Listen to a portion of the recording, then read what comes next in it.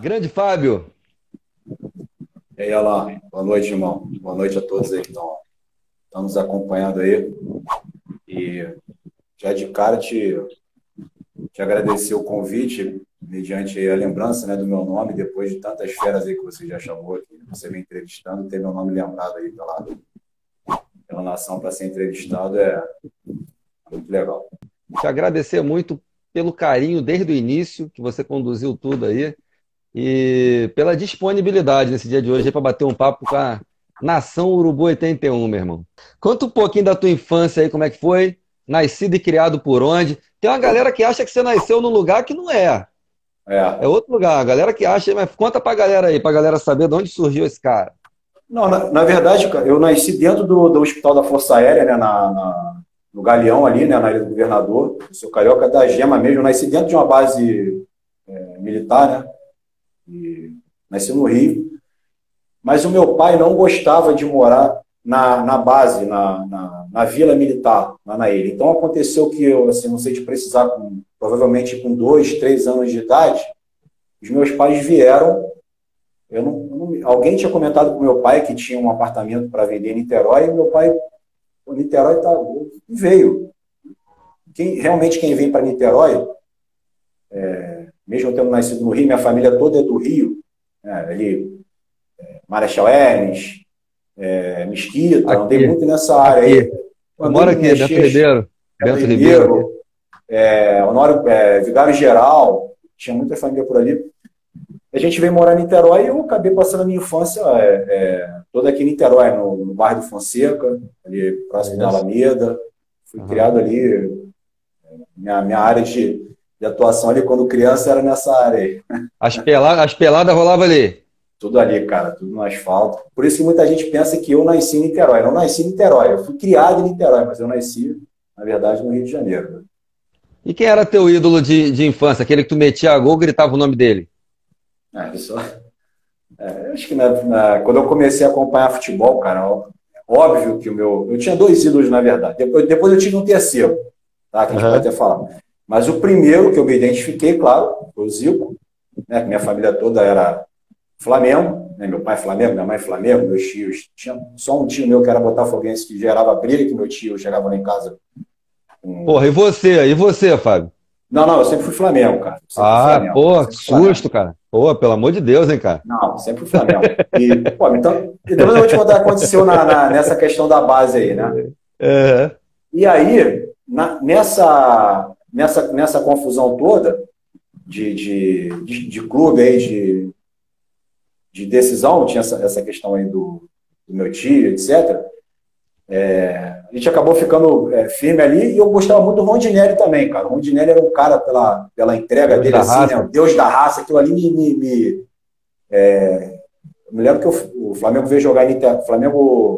Aliás, o Rondinelli tinha ido para o Vasco, cara. Não era nem o Flamengo. O Vasco se concentrava aqui em Niterói, num hotel que hoje já nem existe mais.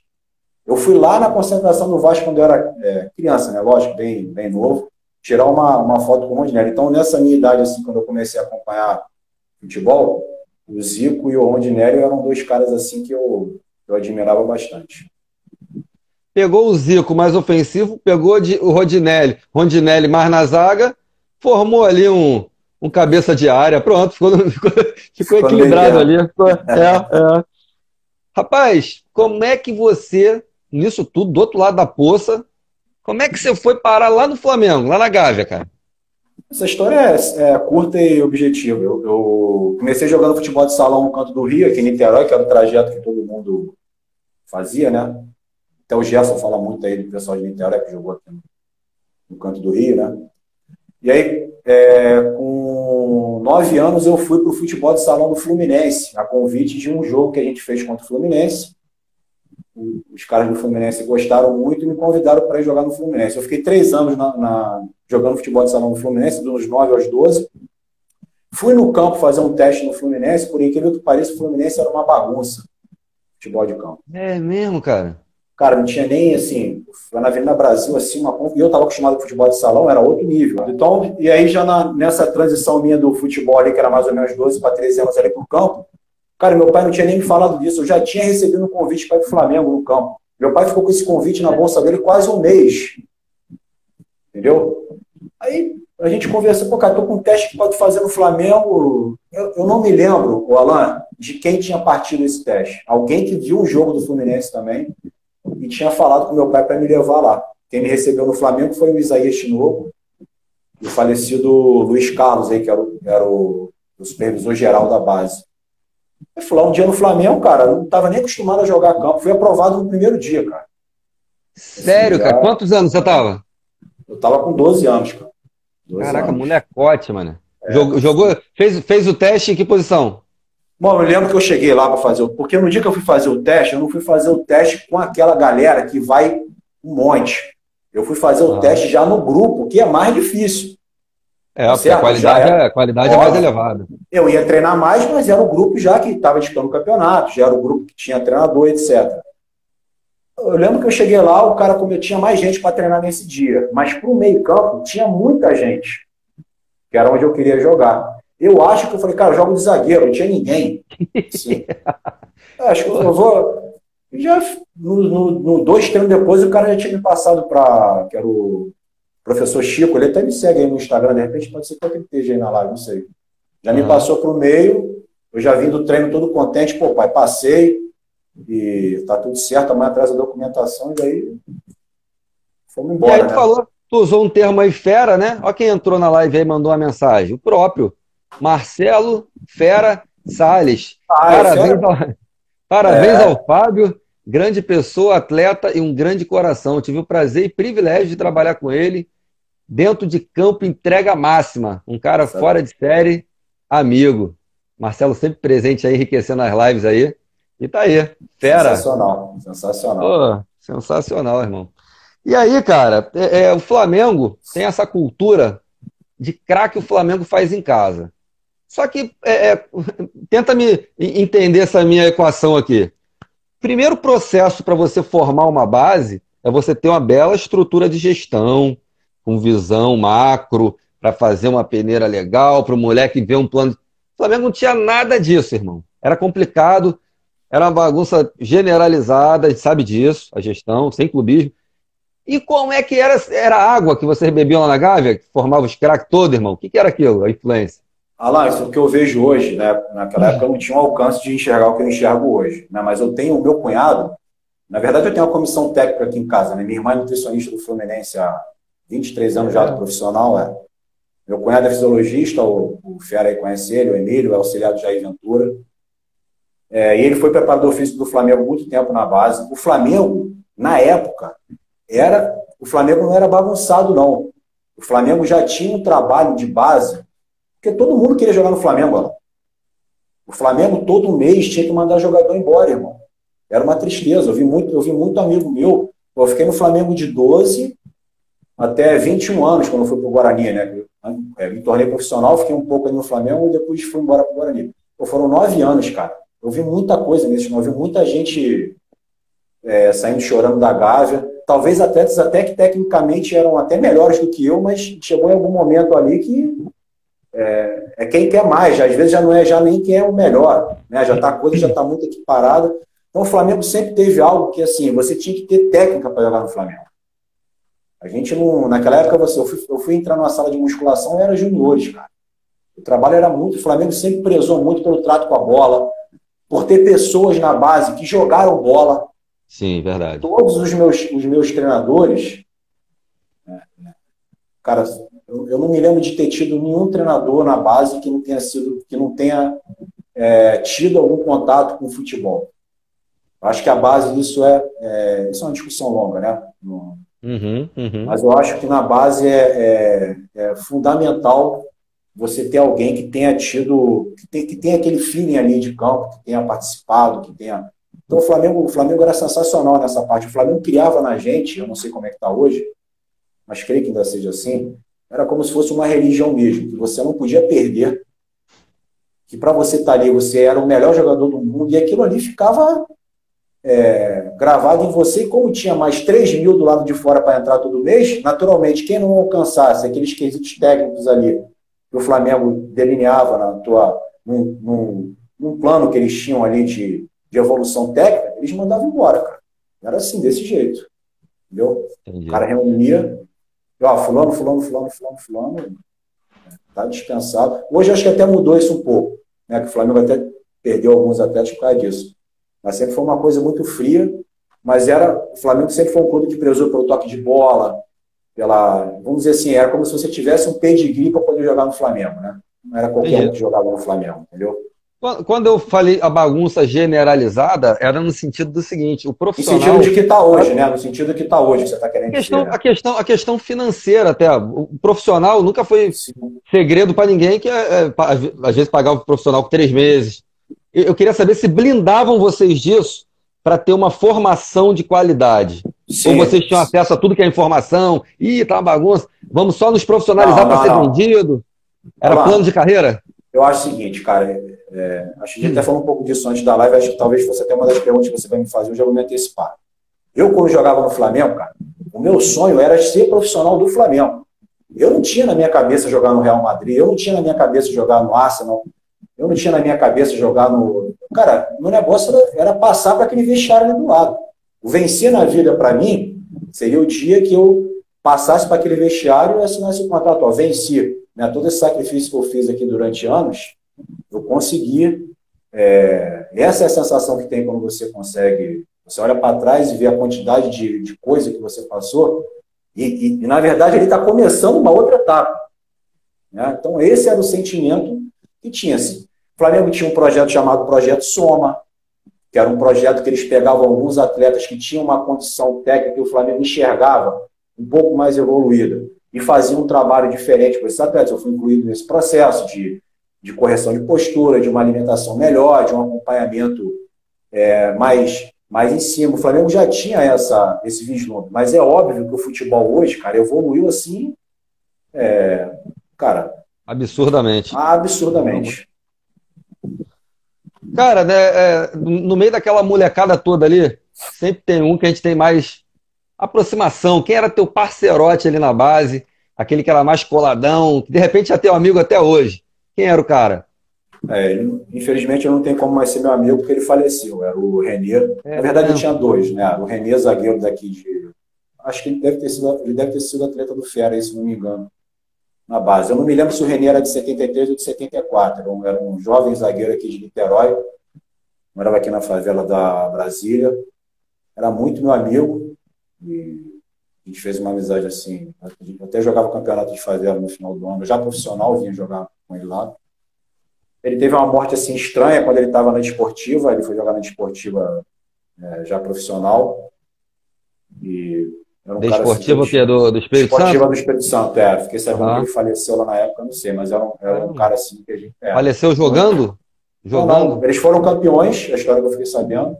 Eu, inclusive, na época, estava no Atlético Mineiro, eu tinha falado do nome dele lá. Os caras tinham aceitado o nome dele lá, para ele ficar lá no período, assim, para ele ir lá no período de teste, que é difícil isso no profissional, né?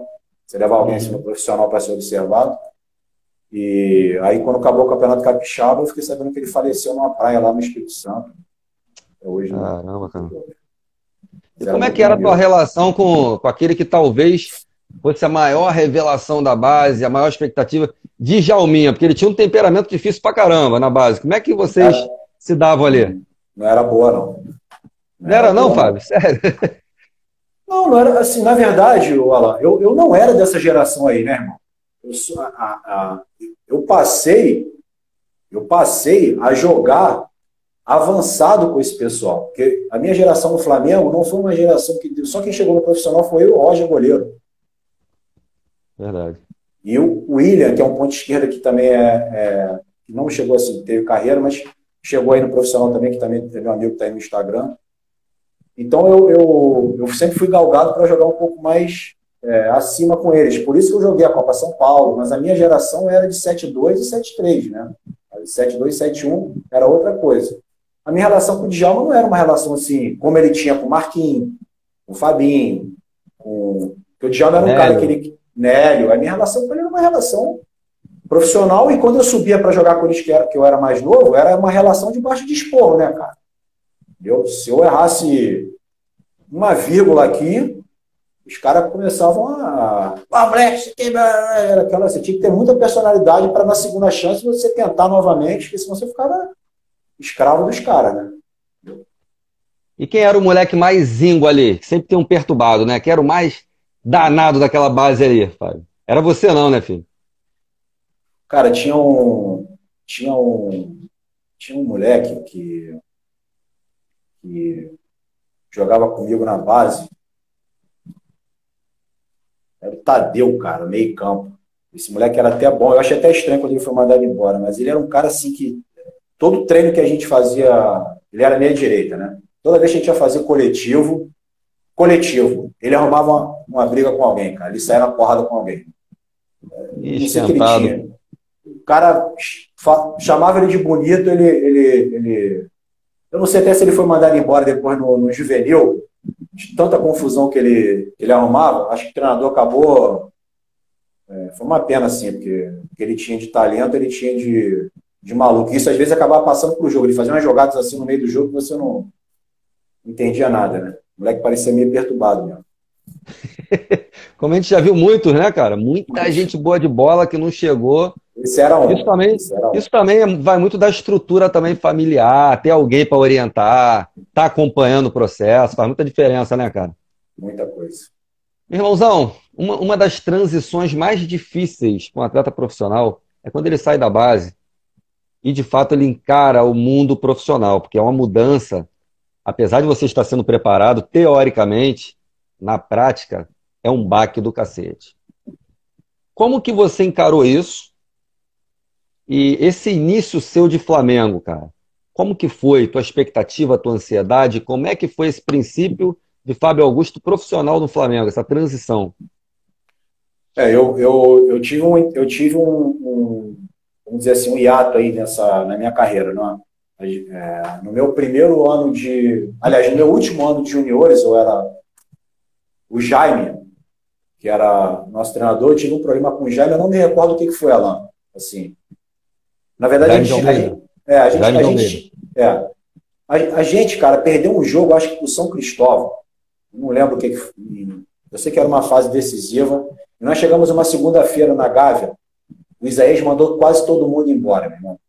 Só ficou eu. Assim, chegou no vestiário, os caras não pegaram nem roupa. Então eu chegar assim na porta e o roupeiro, espera aí que o Isaías vai falar com você.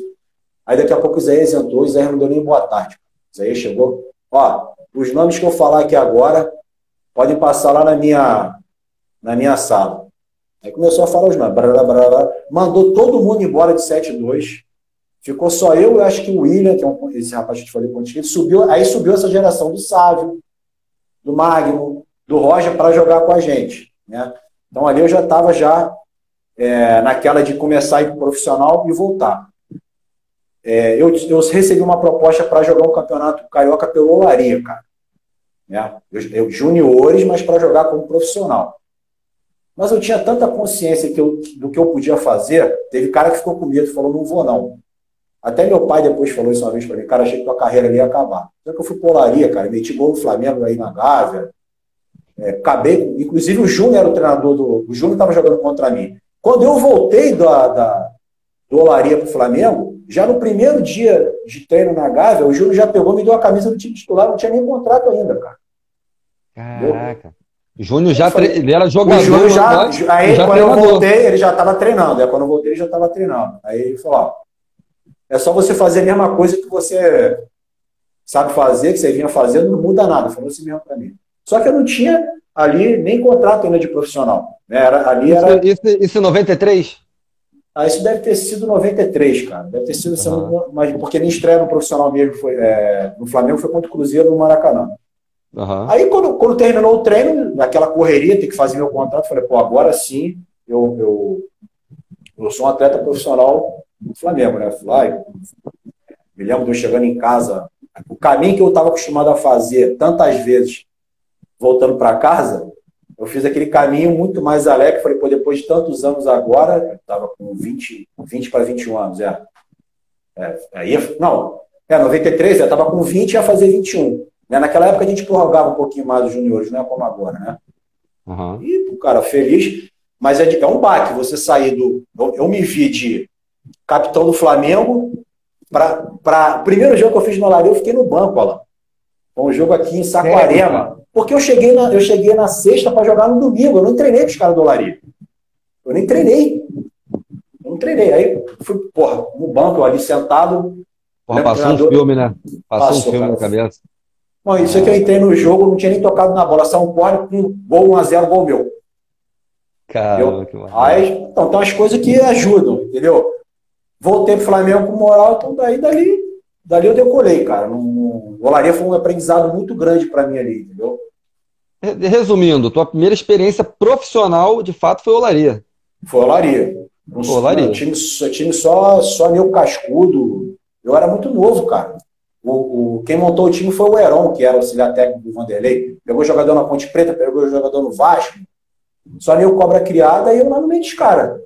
Mas de repente a tua passagem pela Olaria, cara, foi até bastante útil para você, que você não veio com aquela cobrança costumeira de um cara que sobe da base para vir pro Flamengo ali, pro profissional do Flamengo. Você passou pela Olaria, o pessoal viu qualidade de você profissionalmente falando, e você já chegou com um certo know-how. Sim, até porque eu joguei contra o Flamengo 2 vezes, entendeu? Exatamente. Rapaz, e aquela Copa São Paulo de Júnior? Você era uma categoria abaixo da maioria ali, né? Sim. Mas você estava naquele elenco ali que ganhou a primeira Copa São Paulo da história? Aquilo ali foi... Eu estava no Rio, os caras viajaram, o juvenil do Flamengo estava jogando uma Copa aqui no Rio. E aí eu lembro que o Fabinho, ou o Marquinhos, não me lembro, eu não sei se um deles se machucou ou foi convocado para alguma seleção de base. Né? O Marquinhos também é 7-2. Eu me esqueci do Marquinhos. Marquinhos também é 7-2. Marquinhos também é 7-2. Olha quem tá te mandando um abraço aí. Rocha. Grande Rocha. Eu acabei de seguir ele aqui no Instagram. Nós jogamos junto também. O grande Rocha. Show de bola. Valeu, Rocha.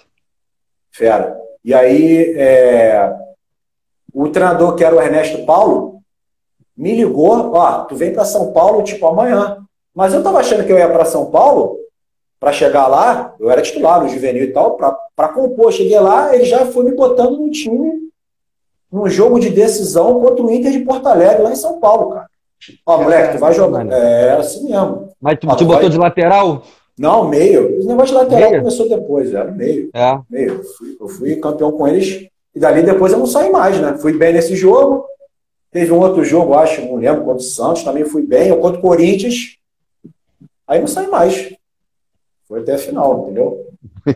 Muito legal, cara. E, cara, na sua época, para hoje, né? Eu sei que você não está acompanhando tão de perto essa gestão atual.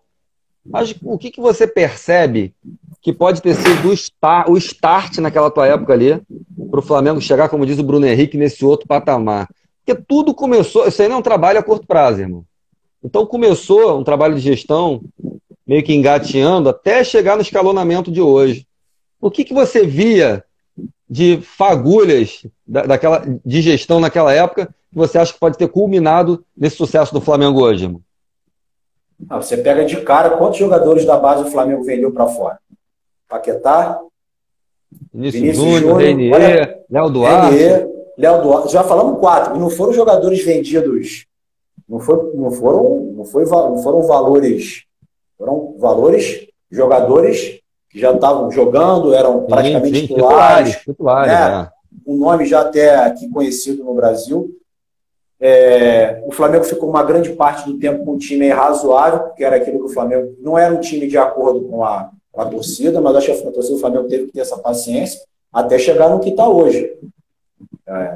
O que eu enxergo é que esse modelo de gestão que o futebol brasileiro tem hoje está completamente, definitivamente acabado. Isso está encerrado. Não tem mais como os clubes sobreviverem, os clubes ficam se agarrando mês a mês. Meu sonho era poder ver isso que o Flamengo está fazendo, fazer inclusive com os jogadores da base, que os jogadores não tivessem esse start de querer ir lá para fora. Mas isso passa também pela condição econômica do país, né, do Brasil poder pagar, equiparar esses salários, que pudesse ter um campeonato aqui atrativo para esses atletas. Que para mim, cara, o fundamental é a base. O clube que tem um clube do tamanho do Flamengo, né, e outros times aqui, que a gente sabe que são times grandes, time de massa, todos os clubes, o maior investimento que pode fazer é na base, cara. Qual garoto que não quer jogar bola no Flamengo, que não quer jogar bola no Corinthians, que não quer jogar bola no São Paulo, mas é uma seleção natural. Nem todo aquele que quer vai conseguir ter esse espaço. Cabe ao clube ter essa estrutura. O Flamengo hoje tem isso aí de sobra. O próprio Corinthians, quando eu joguei lá, o Corinthians não tinha nada, cara. Esse lugar que o Corinthians hoje tem lá para treinar, que é o centro de treinamento de Itaquera, aquilo lá era um campo.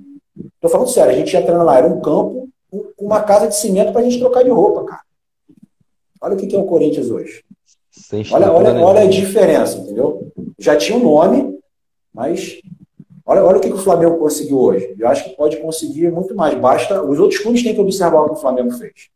O Flamengo ficou assim, pelo que eu enxergo de fora. Parece que você vai jogar uma pelada, aqueles caras ali pegaram os melhores jogadores pro time dele e os demais agora vão ter que correr atrás. Tá, o nível do Flamengo tá bem acima dos outros times, assim. Perder pelo Flamengo é diferente de perder para outros clubes? Você acha que a pressão... Você viveu aquilo ali mais do que em qualquer outro clube. Perder no Flamengo é diferente? Você chega no clube no dia seguinte, é diferente? A porta demora mais a abrir, as pessoas te olham diferente. É diferente ou não? É a mesma coisa, derrota é sempre derrota. No nosso vestiário da base tinha um quadro, tinha um texto dizendo que o Flamengo não pode perder nunca. Você nunca leu esse texto, não? Nunca te mostraram esse quadro, não? Esse quadro ficava no vestiário. Todo dia que o Flamengo não pode perder. Quando o Flamengo ganha, tem mais amor nos morros, tem mais amor nas ruas. E é assim mesmo, né? O Flamengo ganha e fica tudo bem. Quando o Flamengo perde, cara, o clima... O cara tá desempregado, tá passando fome, tá com Covid-19, o Flamengo ganhou, irmão. Acabou o CPI, é festa na UTI, na cadeia, em tudo que é lugar, irmão. Exatamente isso. O Flamengo é um clube... A gente até brincava, o cara pode ter jogado na seleção, mas se ele não jogou no Flamengo, ele não foi atleta profissional. Não chegou à plenitude, né? A gente brincava com isso aí. Rapaz, um fato muito marcante na história do Flamengo, talvez o mais marcante negativamente, foi aquele incêndio no Ninho.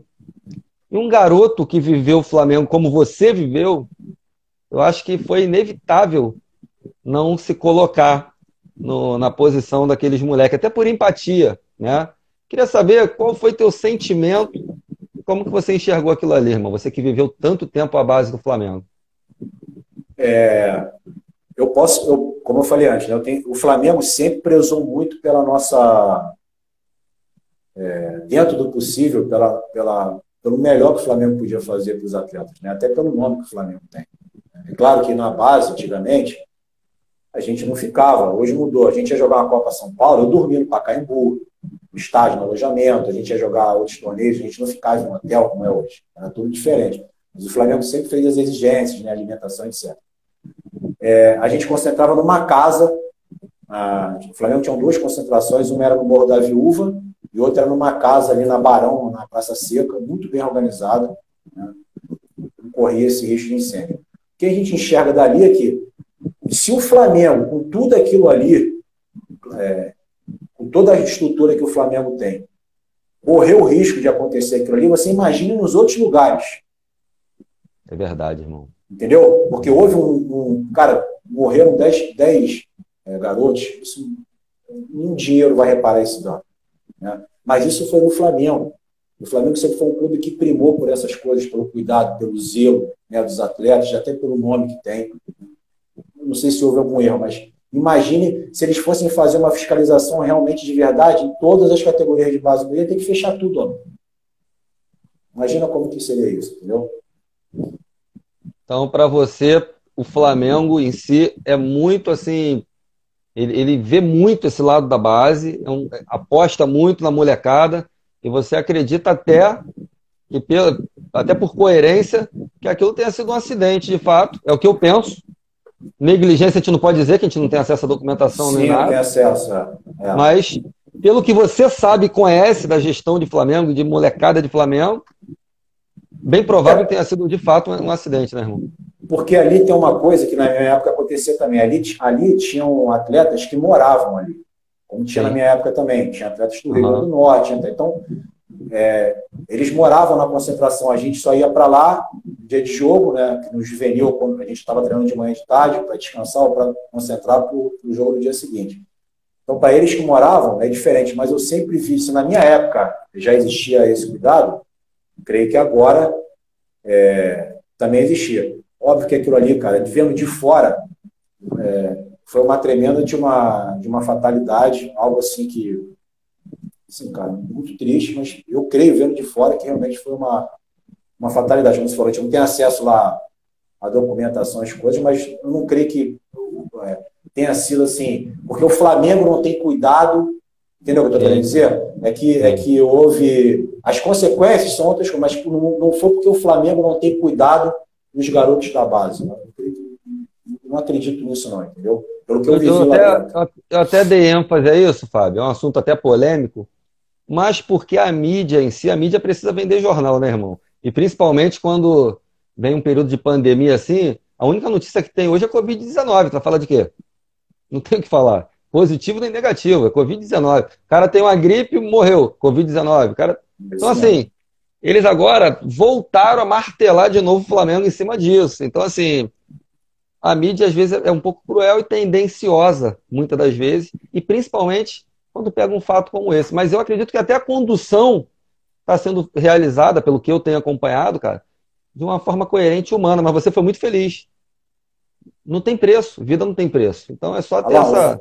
O Flamengo, você sabe que qualquer coisa no Flamengo, tanto para menos, o Flamengo hoje é um time vidraça, né, cara? Tá, todo mundo quer ganhar do Flamengo, né? Todo mundo quer, sempre foi, mas hoje mais ainda pela condição do Flamengo e tal. Com tudo que acontece no Flamengo, então uma repercussão muito grande, né, cara? Esse é um fato que, claro, que a imprensa vai explorar. A gente fica triste, né, cara, para os garotos, claro, né? Imagina.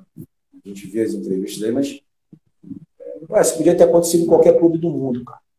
Entendeu? Podia ter acontecido lá fora, podia ter acontecido um incêndio em qualquer clube e, infelizmente, os garotos não conseguiram se salvar. Então, direto e reto, bate-bola. O que o Flamengo representou e representa até hoje para a sua vida pessoal e profissional? O Flamengo sempre representou para mim assim, uma coisa de raça, de fibra, né, de determinação, de uma. Como é que eu vou dizer? A palavra lavagem cerebral é muito forte, mas eu digo assim, uma mentalidade de que você nunca pode perder. Essa palavra perder, ela tem que ser completamente riscada do seu. Isso pode soar para os adversários como uma soberba, né? Sim, mas eu acho que não. Eu acho que isso é uma motivação que você leva para a tua vida, te ajuda, né, a superar desafios até na tua vida pós-futebol, né? Para alguns pode ser soberba, mas o segundo lugar nunca é lembrado, né? Não Sempre é o é? primeiro que está, historicamente, o primeiro que está ali. Essa história de ganhar ou perder não importa, justamente quem fala isso deve ter sempre perdido, nunca ganhou, né? Foi rebaixado direto isso aí. Então, e duas perguntas. A primeira é o militarismo, que é muito latente na sua vida por causa do seu pai. Ajudou você no teu processo profissional, disciplinar? Meu pai, apesar de ser militar, meu pai não era aquele cara assim, né? Tá. Força Aérea quando fala militar, mais... porra, tu vê o cara, porra, já, vai dormir tá hora. Vai... isso. É claro que meu pai tinha, né, conduta de tal, mas meu pai não era aquele cara...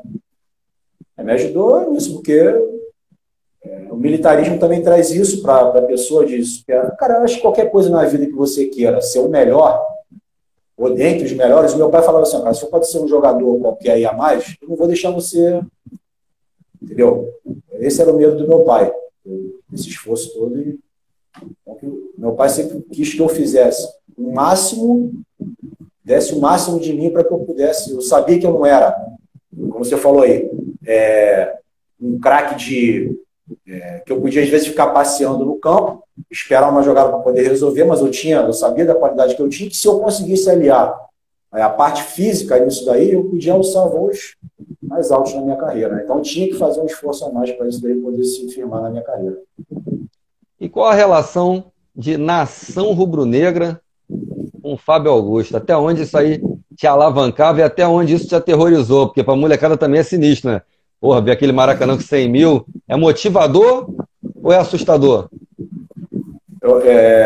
Eu acho que para mim sempre foi motivador, porque a gente jogando no Flamengo na base era gostoso por causa disso. Eu já vinha desde o juvenil jogando no Maracanã, que é uma coisa que não tem mais hoje. Cara, a gente chegava no segundo tempo da preliminar, a gente ia no Maracanã sei lá, 80 mil. Milhaço. É. Então, quando eu entrei para jogar no profissional, eu já vinha jogando várias partidas. É claro que não é a mesma coisa, né? Mas você já está acostumado ali com aquilo ali, te preenche.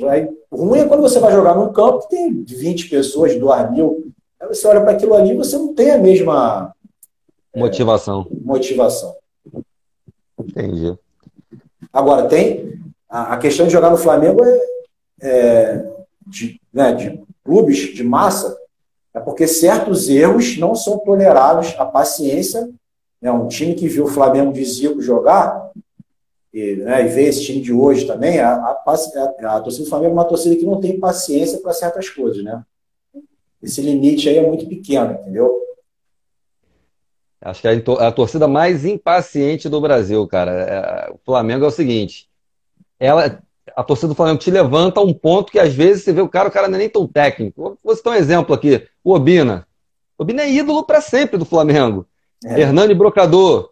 Porra, ídolo para sempre. O cara nunca foi técnico. A bola batia na canela e entrava, mas tinha o DNA do negócio ali. E teve cara extremamente técnico que a torcida afundou, jogou uma pá de cal e o cara batia até lateral, era vaiado, irmão. Verdade. O cara fazia gol e o nego gritava, mas não gritava tão bem. É a nação. Rapaz, 2001 foi um ano bacana para você no Flamengo, né, cara? Você teve alguns feitos no Flamengo em 2001. Competições. Foi em 2001 também aquela classificação para Libertadores? Foi. Explica um pouquinho pra gente aí tua experiência em 2001 com o Manto Sagrado. 2001, na verdade, foi quando eu voltei para o Flamengo já formado, né? Já era um atleta profissional já conhecido, né? No Brasil, tinha vindo do Botafogo. 2001 joguei 6 meses no Botafogo e 6 meses no Flamengo, né? E eu cheguei no Flamengo logo depois que o Flamengo foi campeão brasileiro, campeão carioca em cima do Vasco, né? Já estava com tudo acertado ali, mas não queria anunciar, porque estava em cima do campeonato, estava para não atrapalhar. Assim que o Flamengo foi campeão, eu já cheguei na semana seguinte para a gente começar a treinar e se preparar para a Copa dos Campeões. Só que eu cheguei no Flamengo numa época boa, o Rocha tá aí, participava, né? O Zagallo, cara, gostava muito de mim, cheguei muito bem no Flamengo, o Flamengo já estava montado, né? Eu tive chance de jogar, fomos campeões dessa Copa dos Campeões. Aliás, Copa dos Campeões, eu podia ter me consagrado no último jogo lá contra o São Paulo, cara. Deu uma porrada no final, tradição que o Rogério Ceni tirou. Faz um golaço, porque ele tirou, cara, com a... E quando começou o Campeonato Brasileiro, eu comecei como titular, mas no Flamengo ali naquela época, muita coisa ali a torcida não sabia. O Flamengo tinha ganho o Campeonato Carioca, muito bem, botado o Flamengo na Libertadores depois de anos. Cara, o presidente chegou lá e tipo assim, ó, tá tudo ótimo. Tipo assim, vamos jogar o brasileiro meio que... o Edilson tinha saído para não sei para onde, o Petro tinha demorado mais um pouco para voltar. Eu que estava querendo mostrar serviço, aquele momento ali não estava... nós iniciamos o Campeonato Brasileiro aqui, perdemos para o Paraná no Maracanã. Paraná Clube no Maracanã. Depois fomos jogar contra o Atlético Paranaense lá no Paraná, perdemos. Então o Flamengo 2001 foi um ano muito ruim para o Flamengo em termos de... Por quê? Porque houve esse relaxamento do time que vinha ganhando tudo, os caras deram uma relaxada, quando foi acordar já estava lá quase na zona de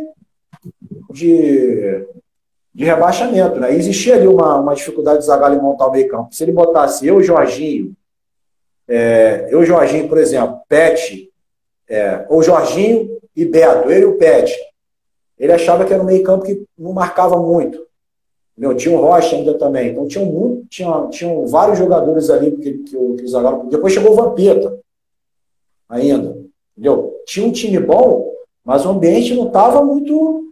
Tanto é que foi a primeira vez na minha carreira que eu passei um sufoco assim, cara, justamente no Flamengo, da gente conseguir se safar, se não me engano, na penúltima rodada contra o Palmeiras, aqui em Juiz de Fora. Com o time que tinha. Entendeu? Com o Gamarra, com o Juan... com aquele timaço lá que tinha, não era por problema técnico, né? A gente viveu muito perrengue também, né, irmão? Não é mole, não. Mole, rapaz. Não. Cara, qual foi o treinador que mais te inspirou na tua carreira? O cara, acho que o Carlos Alberto Silva no Guarani, 94. É mesmo? Aquele time do Guarani. A gente vai chegar nesse time do Guarani também, que foi, porra, sensacional também, histórico. Qual foi sua melhor atuação vestindo o manto sagrado? Flamengo e Santa Cruz lá no Arruda, cara, no campo molhado. Uma chuva. Talvez isso aí tenha sido uma das melhores partidas que eu fiz. Essa e um jogo contra, se não me engano, o Cerro Porteño também, pela Copa Sul-Americana, a Copa Sul-Americana que tinha, né? Que era ali, que a gente foi para a final com o São Lourenço. Tinha Mercosul. Mercosul. Também Mercosul, né? Essa partida contra o Santa Cruz eu me lembro bem, chovendo assim, a gente estava com o uniforme branco, campo difícil de jogar, foi um jogaço. Cara, tem uma pergunta bacana aqui, tá fora do script, mas eu gostei. Resenha Monstro mandou. Ó. Essa quebra do monopólio das transmissões de jogos no Brasil, você é a favor ou contra?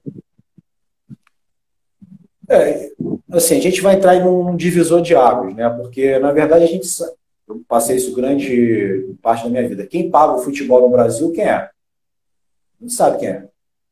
Se essa emissora falar que vai ter que ter uma partida de futebol às 2 horas da manhã, vai ter que ter um jogo às 2 horas da manhã, porque quem manda é quem está pagando. Eu sempre achei isso muito ruim, porque nunca os atletas foram envolvidos nessa parte da negociação. Nunca se pegou os atletas para o que vocês acham, o que pode ser feito. Por quê? Porque essa emissora detém os direitos. Eu acho que clubes como o Flamengo, o Corinthians, o Atlético Mineiro, o Grêmio e outros grandes clubes no Brasil podem se unir, ainda mais hoje, nessa época que a gente vive de internet, e com cabeças pensantes lá, com economistas, com pessoas hoje que entendem da grande mídia, e organizarem até o campeonato entre eles, cara. Eu acho que isso aí vai ser uma medida que não sei se vai passar, porque parece que ainda pode chegar lá no Congresso e pode, como tem acontecido com a maioria das coisas, os caras, a caneta lá e voltar atrás. Mas hoje eu já li que a Globo proibiu o Flamengo de passar jogo. Não sei se você já viu essa notícia aí hoje. Vê. Eles já se manifestaram. Parece que o Flamengo não vai recuar. Eu não sei como é que vai ficar esse negócio. Já falaram que vai ter processo e etc. Pois é, você tem um contrato. Eu acho ótimo, cara, que não se dependa mais disso e acho que pode ter até, de repente, um repasse maior para os atletas. Aí quem está de fora assim, mas, pô, Fábio, os caras já ganham uma fortuna e, pô, tu tá querendo ainda falar.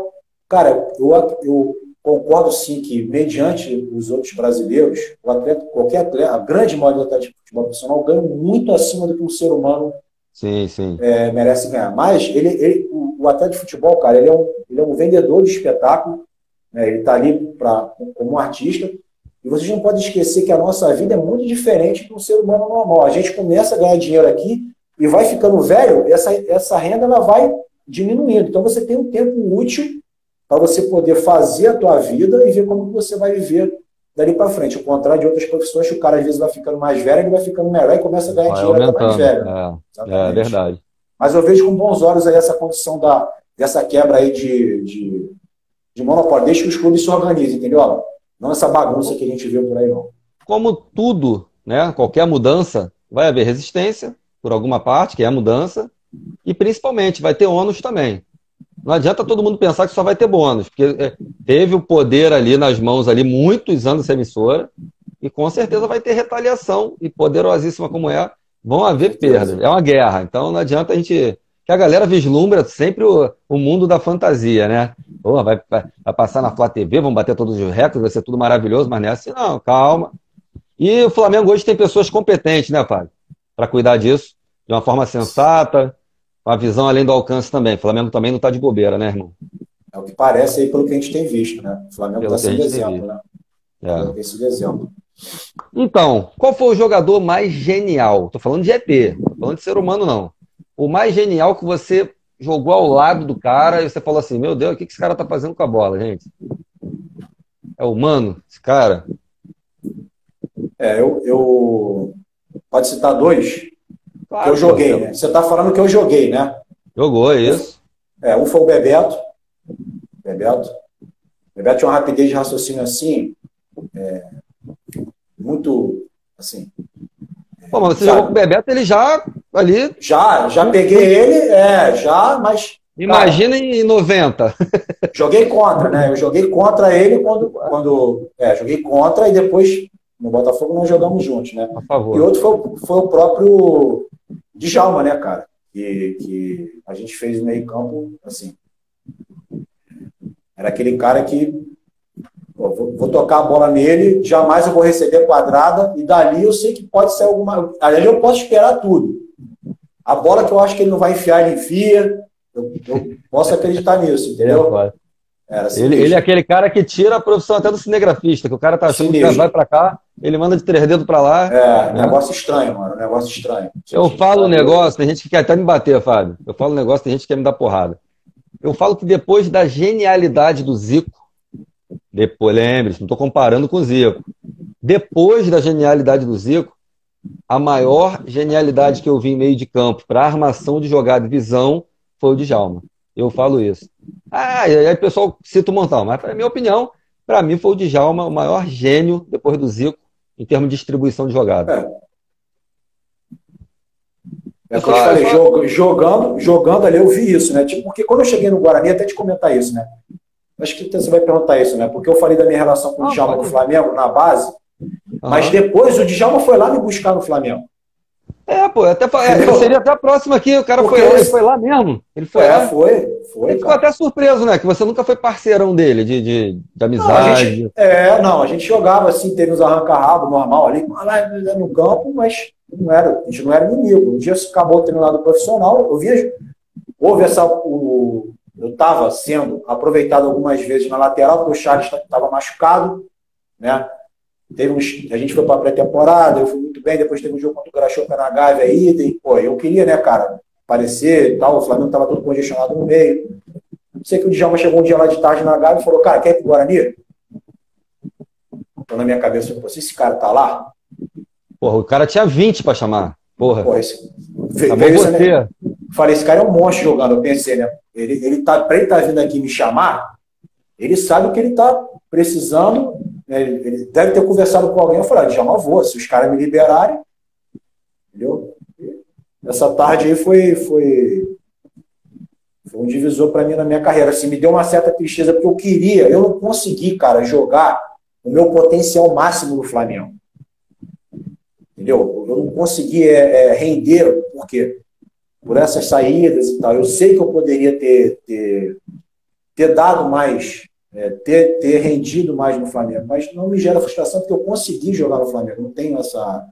Mas eu sei que eu poderia ter tido mais, um pouco mais de visibilidade, como eu tive no Corinthians, como eu tive no Atlético Mineiro, como eu tive em outros clubes, mas também sei que o Flamengo tinha também outros grandes jogadores naquela época. Então, isso não me até porque você tinha essa capacidade, né, cara?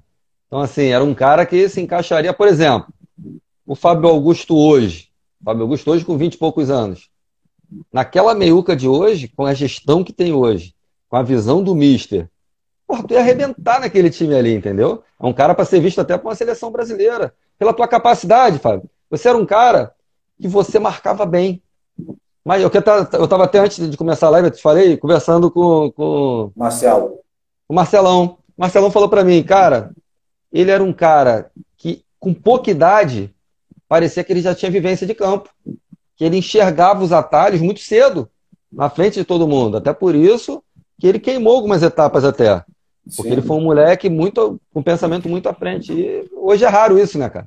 Muita gente até não sabe dessa história, porque são coisas que acontecem assim, que a imprensa não sabe, que acontecem no dia a dia. Teve um treino, eu tinha 16 anos, o Tele Santana, a gente treinava ali no campo à parte na Gávea. Tinha um campo e atrás tinha um outro campo que a gente ficava ali treinando. O Tele saiu do coletivo, foi lá me buscar, eu era juvenil. Me botou no lugar do Luvanor, cara. No time titular, com 16 anos. Falou, faz a mesma coisa que eu tenho visto você fazendo no juvenil. Pode fazer a mesma coisa. É sensacional isso, né? Ele falou assim. Não, olha a visão também do Tele, né, irmão? E o que o Tele... Né? Não, o Tele via treino nosso, ó. Pô, o Tele via treino nosso.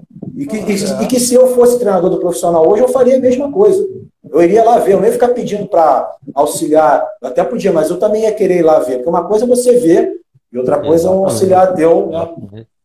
E dali, foi a partir desse dia que eu comecei, o Tele já me mandou puxar direto para os juniores. Eu era primeiro ano de juvenil.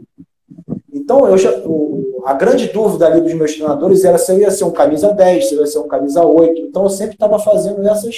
Só que no jogo que o Tele me chamou para jogar nos juniores, até que ele mandou me subir, eu tomei uma entrada de um cara do Itaperuna, na Gávea, o cara quase fraturou meu tornozelo, uns 5 minutos de jogo na preliminar na Gávea. Aí fiquei, cara, um tempo para me recuperar disso, aí voltei de novo para o juvenil, deu uma retardou um pouco ali aquela minha ascensão, entendeu? Talvez dali a coisa poderia ter tomado um rumo mais rápido, entendeu? Vamos fazer um bate-pronto aqui? Vamos Um lá. resuminho. Eu vou falar o clube aqui e você faz uma síntese da tua passagem por esse clube.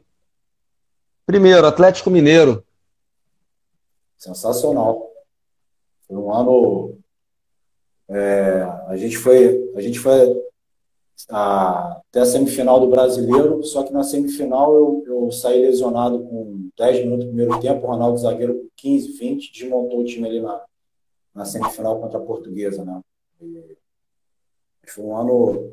O Atlético Mineiro tinha me comprado do Guarani, e aí no final do ano já me repassou assim que terminou o Campeonato Brasileiro, o Conceição foi lá e me comprou para me repassar o Corinthians. Mas foi um time assim que eu tive uma passagem sensacional, foi muito bom. Muito bom. Teu professor tá falando que tá com saudade de você aí, cara. Falou, bom te ver, A gente amigo, que vai. saudade.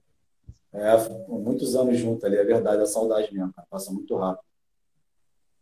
Rapaz, Corinthians eu quero botar assim como as pimentinhas.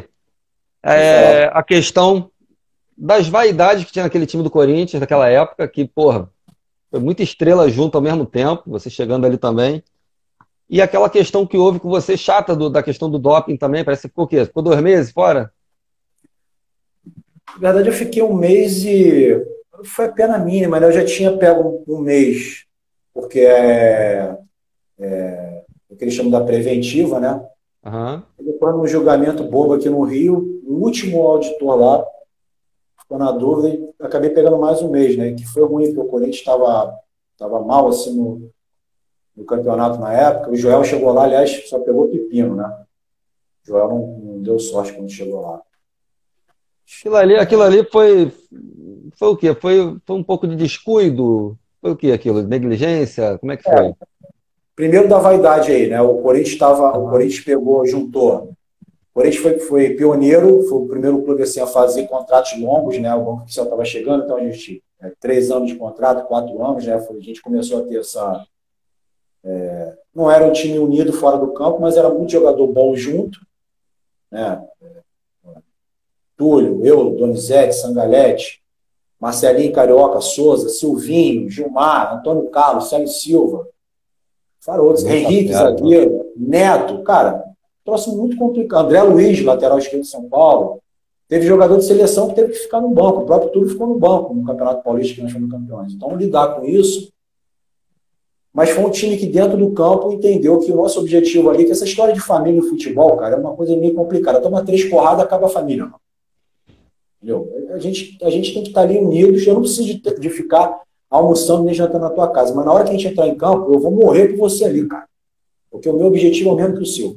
Não pode ter sacanagem ali, entendeu? Ali nós temos que estar no mesmo espírito, no mesmo objetivo. Eu não vou tocar a bola para esse cara. Jogador que entra em campo desse jeito não é atleta, cara, de futebol. Tem que fazer outra coisa. Certo?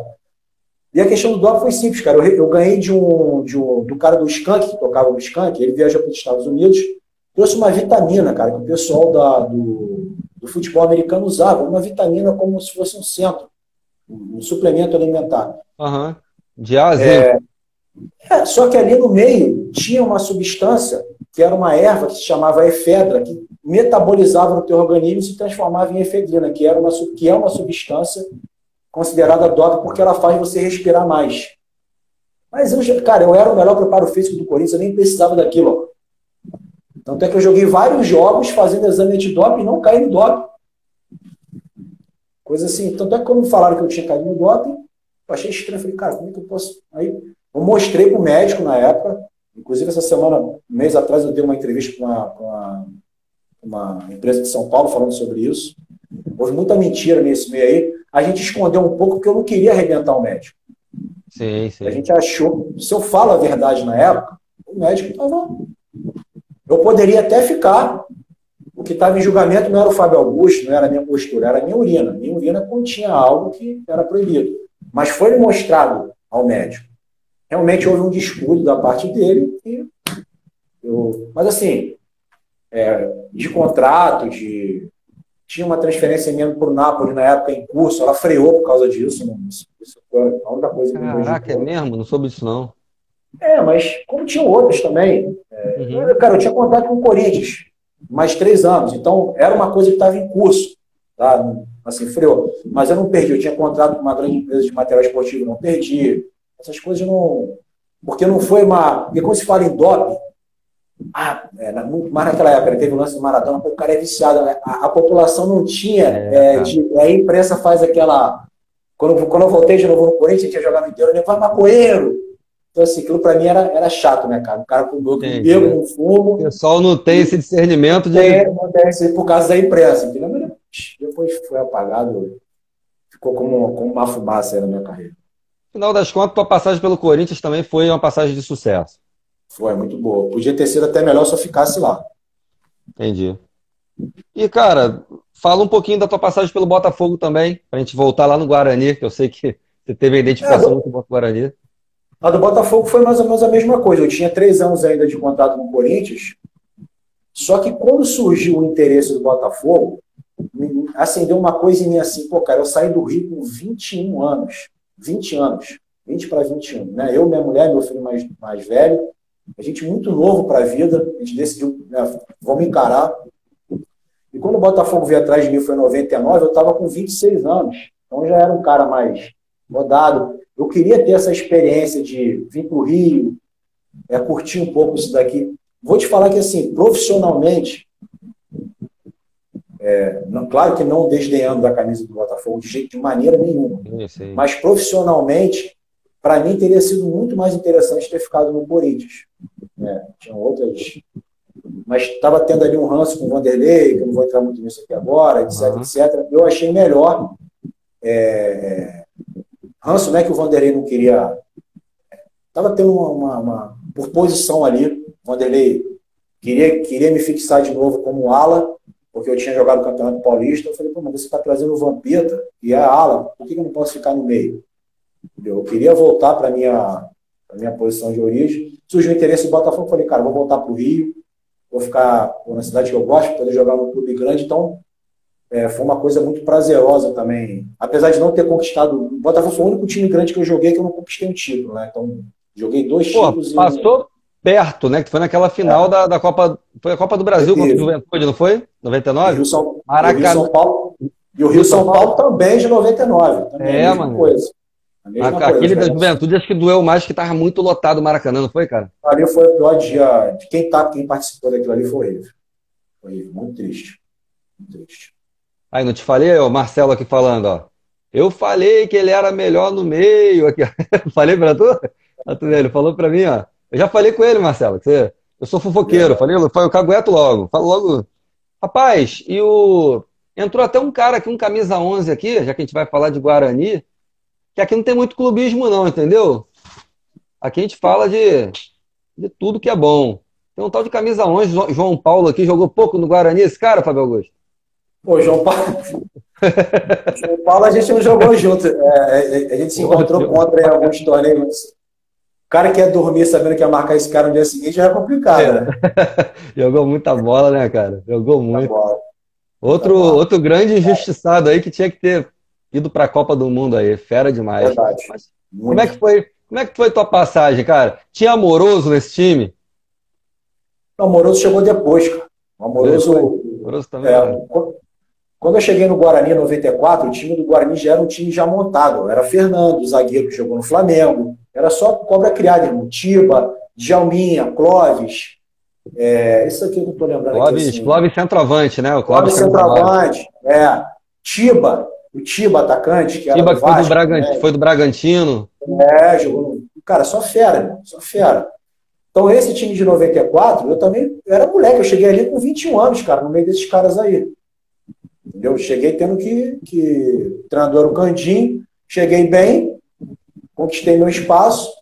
Aí depois de 94, ali de 94, no decorrer de 94, foi que chegou o Amoroso e o Luizão se incorporaram a esse elenco. Aí depois alguns saíram depois do Campeonato Paulista, quando nós montamos aquele timaço ali no Campeonato Brasileiro, né? E em 95 demos sequência, só que o Djalminha tinha saído, voltou. O time do Guarani, acho que tecnicamente, assim, de time montado, por isso que eu te falei do Carlos Alberto Silva, né? Talvez tenha sido o time mais bem montado que eu joguei, que eu participei assim, profissionalmente. Chegou num estágio que a gente nem precisava de fazer coletivo. É mesmo, cara. O time estava muito assim. Afiado. Afiado. É tipo esse Flamengo de hoje, assim, entendeu? Uhum. Tudo. A gente já sabia que em Campinas, cara, a gente não perdia jogo. Era um troço assim, muito. Eu gosto quando o Marcelão entra, porque ele dá aula, né? Ele é fera demais. Botou aqui, ó. Eu vejo as pessoas falando de volante, segundo volante. O Fábio ia deitar e rolar hoje em dia, cara. Tanto em uma quanto em outra. Por causa da versatilidade, né, cara? A gente estava até discutindo isso antes também. Que hoje em dia, não sei se por vaidade ou frescuragem, o cara bota ali e não quer abrir mão. O cara que é polivalente, pô, é bola, filho. Se botar na lateral, eu vou lá como grama. E o negócio é sair vencedor no final, né, irmão? A questão da lateral aí, que ficou assim uma minha história como lateral, começou no próprio Flamengo, porque a gente, quando foi fazer uma pré-temporada, assim que eu voltei pro Flamengo, o Júnior me chamou, falou assim, ó, cara, pô, é um moleque querendo jogar.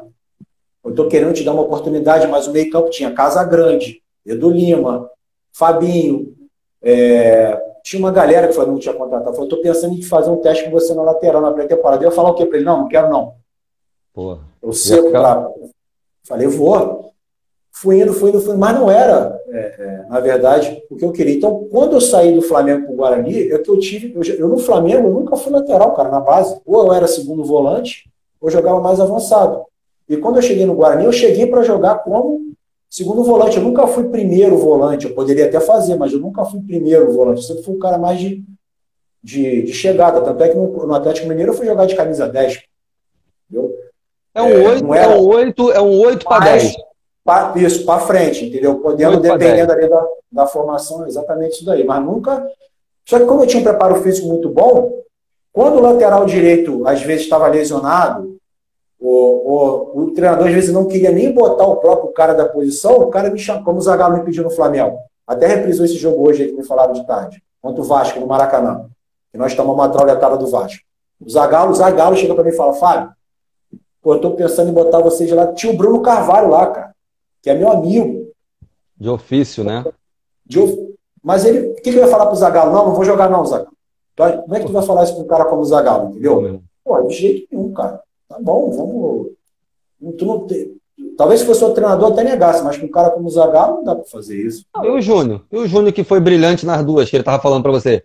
O cara... Não, exato, o Júnior foi o cara que me deu a primeira oportunidade no Flamengo. Eu ia chegar para ele numa pré-temporada, eu voando nos testes físicos. Não vou não, Júnior. Não quero não. Sem coerência, não teria sabedoria. Pedido de Júnior, tu bota até a luva e vai pro gol, filho. Vai lá, agarra pênalti, faz os caramba, tá doido. Exatamente. Então, meu irmão, vamos lá. Qual foi a tua melhor fase de carreira e a pior? Eu acho que a melhor fase foi realmente quando eu joguei na Suécia, no Calma FF da Suécia, né? Assim, uma pena que naquela época de 2004 a 2007 ali, né? 2008 eu ainda fiquei lá, mas eu tive uma lesão, foi a única lesão grave que eu tive na minha carreira. Então o ano de 2008 foi um ano meio barro, meio de gelo, mas esses 3 anos consecutivos, talvez eu tenha alcançado assim, o ápice ali da minha carreira, hein? Entre 30 e 33 anos, assim, mais ou menos, né? Entendeu? Pena que o campeonato sueco não é muito visto, né? Futebol muito combativo, né? De força, de muita velocidade. E acho que a pior fase, assim, talvez tenha sido no Guarani, antes de eu sair para o Atlético Mineiro. Foi a minha pior fase, assim, porque eu Eu já não me via mais no Guarani, eu estava com proposta para ir para o Atalanta da Itália, e as coisas não estavam assim, se concretizando, né?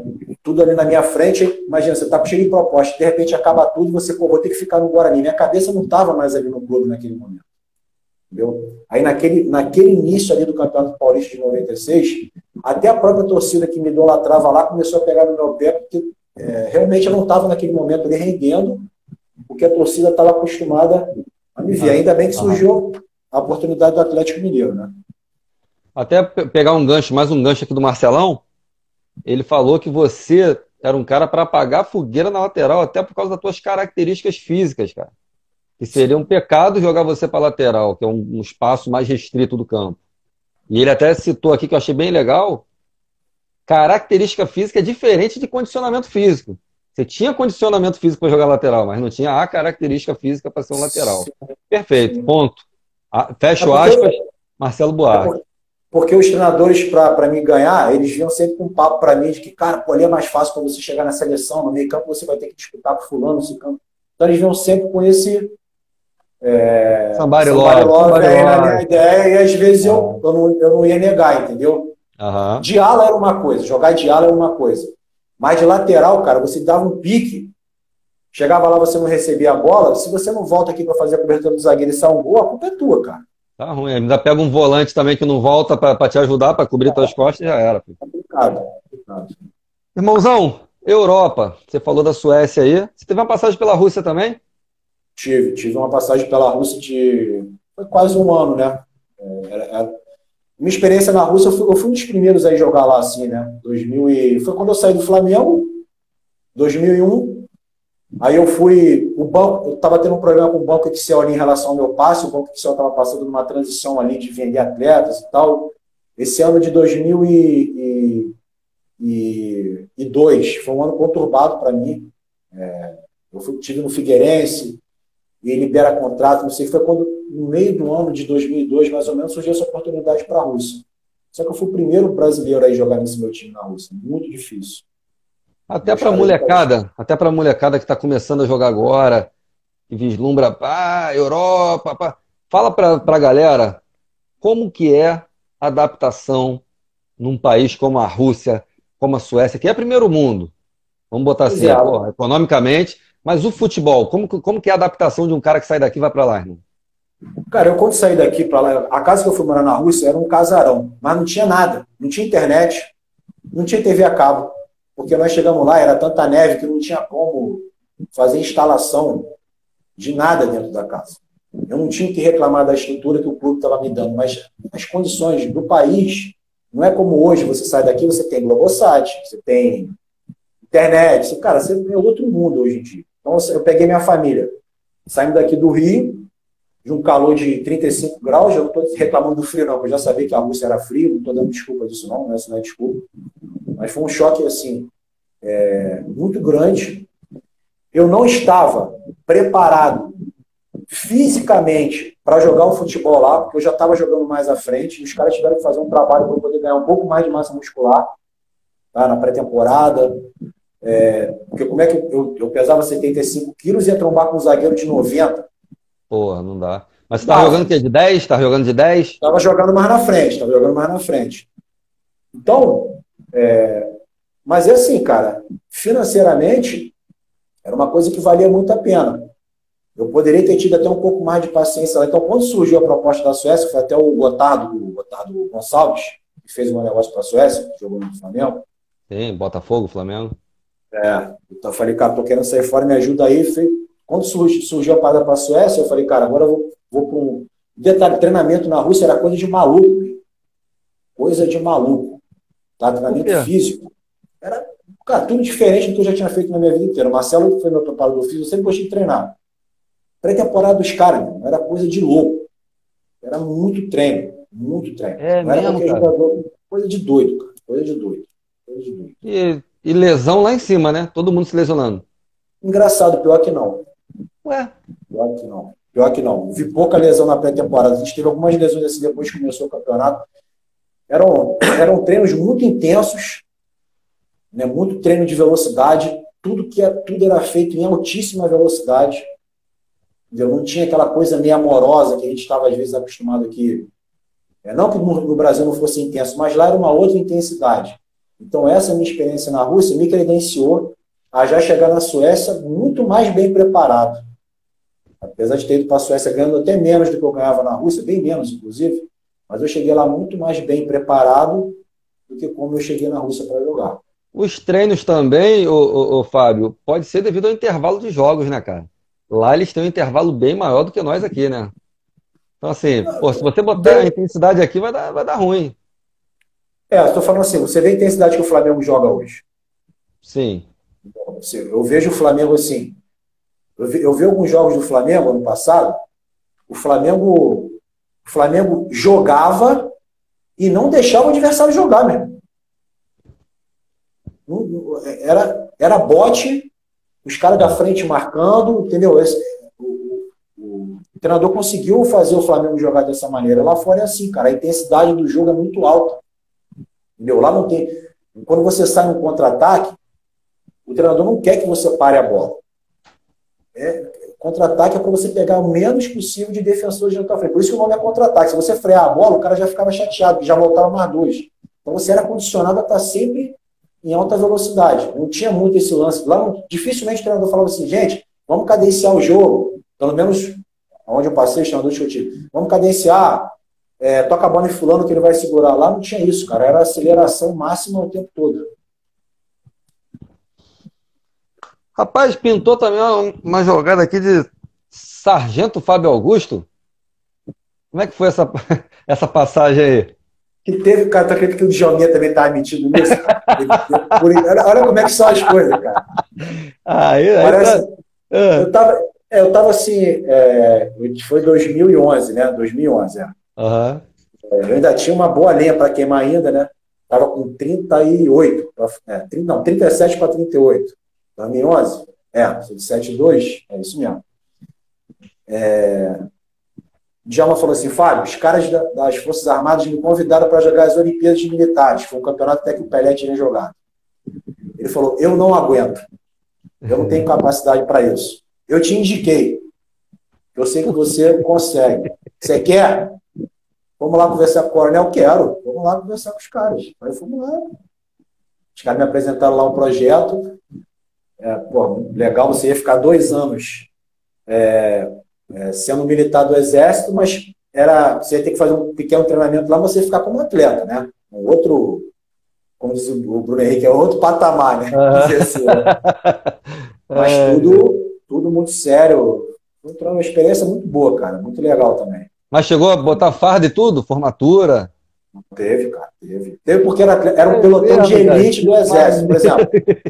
Futebol pegou 3, o vôlei pegou não sei quantos, a natação tantos, então eram atletas que preencheriam esse jeito. Por exemplo, você para entrar no futebol, você tinha que ter jogado 3 campeonatos brasileiros, você tinha que ter sido cogitado para a seleção brasileira, não era qualquer um que ia chegar lá entendeu? Não é um troço muito sério. E tinha mais quem conhecido nesse time aí? Tinha mais uns 2 atletas, mas mais conhecido assim, que você vai saber, foi o Bruno Carvalho. O Bruno Carvalho estava também, né? Mas o Bruno se lesionou. O Bruno teve uma lesão no joelho e isso aí atrapalhou a sequência dele lá, entendeu? Pô, entendi. Muito legal, cara. Muito bacana. Rapaz, encerraram aí, devido à pandemia, jogos. O Flamengo agora, cara, veio de forma proativa e falou, a gente vai fazer tudo protocolado, vamos tirar a onda aqui e vamos botar a cara para voltar o negócio. Foi lá em Brasília, frente a frente com o presidente da República, embasou todas as teses que faltavam, voltou para o Rio com a faca nos dentes e o Flamengo está jogando. O que você acha do retorno dos jogos? E o que você pensa sobre essa proatividade do Flamengo? Você acha salutar, sabendo o que está fazendo, ou você acha prejudicial, como 90% da mídia tem falado? Tem 2 vertentes aí nesse assunto, né? Se a gente for falar que acha boa a volta, né, do esporte, até alguns conhecidos meus falaram, poxa, mas tem gente morrendo, não é isso? Hoje aí teve. Mas, Alan, morre gente todo dia. Teve muito jogo do Flamengo no Maracanã, que ali do lado estava morrendo gente fuzilada no morro, estava morrendo gente atropelada e o futebol estava lá correndo. É claro que o ambiente agora é outro, porque trata-se de uma pandemia, de algo mundial, mas já são mais de 3 meses, cara. Entendeu? Realmente o clima fica meio estranho, mas as coisas precisam voltar. Eu acho que precisa ter um consenso aí entre... Eu até estava mais reticente em relação a isso no início. Eu realmente até achei, pô, o Flamengo acho que podia esperar um pouco. Mas o Flamengo também tem a receita dele.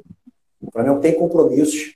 Os atletas querem receber, porque eles também são profissionais. O clube precisa pagar. Se o clube não tem receita, ele não tem como pagar. Não é isso? A coisa funciona desse jeito. Vou te pagar, você tem receita. Se eu não tenho receita, então o clube precisa... Então, se há uma convergência, se há uma convergência de ideias, as pessoas estão ali, os atletas estão testados. É claro que para você movimentar a parte de futebol são 200 pessoas, 300, eu não sei. Mas existe um protocolo sanitário naquilo ali. Ver um jogo de futebol sem público é terrível.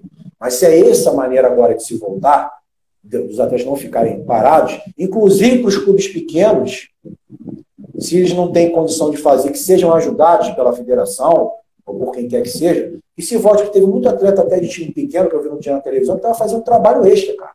Estava trabalhando de motoboy, estava fazendo, porque os contratos dele foram interrompidos, eles não estavam tendo mais... Tem jogadores que não têm a entrada de receita, que é um jogador da Série A, cara. Ele não pode ficar parado, entendeu? Então, acho que uma volta com cuidado, respeitando aí o que os órgãos aí do Ministério da Saúde, da OMS, protocolam com uma volta segura do esporte, por que não voltar? Se a gente for ficar esperando o mundo ficar tudo certo para voltar, não vai voltar nunca. Cara. Claro que respeitando as pessoas que morreram, tá? Não estou dizendo que isso é, cara, terrível. A gente não queria perder, que ninguém se perdesse por isso. Mas que isso não seja também... O mundo vai ter que continuar, cara. As coisas vão ter que continuar acontecendo, o esporte é uma delas. Estão fazendo analogia agora diária ao número de mortos. Olha isso, cara. Não sei se você viu isso. Número de mortos, fazendo um comparativo ao jogo do Flamengo. Agora a culpa das mortes está sendo do Flamengo ter voltado a jogar. Olha que loucura, bicho. Olha que oportunismo. É sacanagem, né? A mídia, mais uma vez, complicado, irmão. Complicado. Vamos falar de coisa boa. Mister Jorge Jesus. Você teve, né, sentiu o cheiro legal, bem latente da Europa. Você sabe como é que é a metodologia de lá. Eu não vou ser hipócrita aqui, não. Quando eu falar, tá vindo um técnico português, eu não conhecia, não sei se você conhecia, eu não conhecia, e fui contra, porque eu aposto sempre na gestão a médio prazo. Então, se tinha um treinador, tinha que dar tempo pro cara. Não é dizer que era o Abel. Se fosse o João da padaria que estivesse ali, se tá ali é porque tem capacidade. Eu queria que fizesse. Chegou o português, eu fui o primeiro. Falei, ferrou. Agora fizeram, desculpa o termo, fizeram merda. E o cara surpreendeu todo mundo. Você acha que essa vinda do Mister, de certa forma, foi para quebrar paradigma, tirar todos os treinadores do Brasil de uma zona de conforto, que, querendo ou não, existia, né, Fábio? Como você enxerga a vinda do Mister para o Brasil, para o Flamengo? Tá, vamos partir do princípio do seguinte. Pô, com esses jogadores até eu, não é isso? A gente fala muito isso daí, né? A gente já viu alguns outros treinadores. O próprio Vanderlei teve um time, muito mais capacitado que esse no Real Madrid e não fez a mesma coisa que o Jorge Jesus, tá? Mal comparando. É óbvio que tem o dedo dele nesse time. Eu não estou lá acompanhando o dia a dia, mas é óbvio que esse cara, além do trabalho dele, a gente que jogou bola consegue perceber que ele tem uns jogadores. É aquele cara que se ele chegar para você e falar assim, cara, quero que tu entre ali e faça isso. O cara vai fazer porque o cara gosta dele. Ele parece tratar. O treinador precisa ter isso, entendeu? Ele não pode ter só os... Ele tem que saber conduzir... Não jogam para ele, jogam por ele. Por ele, exatamente isso, entendeu? Então, é óbvio que esse cara, ele conseguiu botar... ele tem 5 jogadores que também tiveram lá, né? O Gabriel, o Felipe Luiz... O Rafinha, o próprio Bruno Henrique. São 5. Tem mais um aí. Gerson. E o Gerson, que são jogadores que vieram do futebol europeu e que sabem como que é a velocidade do jogo. Diego 6. Né? Então o Flamengo tem um elenco muito capacitado, mas, cara, é inegável. O que fica na minha cabeça é o seguinte: vamos supor que o Jorge Jesus saísse do Flamengo. Era isso que eu queria ver o que ia acontecer. Acho que aí que seria a grande, assim, X da questão. O Jorge Jesus saiu, teve uma proposta, sei lá, de algum clube e saiu. Quem entraria no lugar dele hoje, olha lá? Entendeu? Pô, irmão. Como seria o trabalho desse outro treinador que chega... Porque olha como que olha o nível que a torcida do Flamengo está acostumada. A torcida do Flamengo não vê o Flamengo perder tem quanto tempo? Tirando o jogo lá do Mundial. Eu quero um jogo que ali podia acontecer qualquer coisa, cara. Ali era um jogo de igual para igual. Entendeu? Ali era briga de cachorro grande. Até que o jogo foi 1-0 apertado.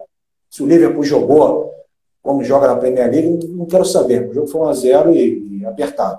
Tá? Então, eu acho que esse é o X da questão hoje. Como seria o trabalho de um treinador hoje à frente do Flamengo? Esse cara aí, o que ele está fazendo no Flamengo é inegável, que ele tem valores, né, metodologia, que fez aí do Flamengo um grande time novamente, que é o que a torcida do Flamengo merece, né? Parte do princípio também, Fábio, que a questão não é nem fazer ou não fazer. Outro treinador também não vai ter a confiança da administração do clube como deram a chave do... Venhamos e convenhamos. O Mister recebeu a chave, ele trouxe um processo inteiro junto com ele. Não foi o Mister que veio aqui. Veio João de Deus. E todo um departamento Sim, junto com mas olha só, o trabalho dele... Outro dia eu vi um jornalista, eu não estou me recordando o nome dele aqui, que esses caras eles são muito bons para números, né? Os números são muito frios. Mas ele fez uma analogia dos números do Jorge Jesus quando ele chegou no Flamengo em relação a outros treinadores. O Jorge Jesus conseguiu, num espaço muito curto de tempo, tirar o Flamengo de uma situação, já botar aqui e não sair mais, cara. Depois que o Flamengo saiu daqui, e o Jorge Jesus também não conhecia muito o Flamengo. Trabalhar. É verdade. Verdade. Ele, tudo bem, trouxe isso daí, mas o tempo de adaptação dele foi praticamente nenhum, e ele já botou o time aqui numa posição. Depois que o Flamengo chegou aqui em primeiro lugar, o Flamengo, não me lembro do Flamengo ter saído mais da liderança do campeonato depois. O Flamengo manteve aquilo ali, os caras compraram a ideia dele. Até para você entender onde eu quero chegar, eu não estou tirando o mérito dele, não, pelo contrário. Para mim é um fenômeno.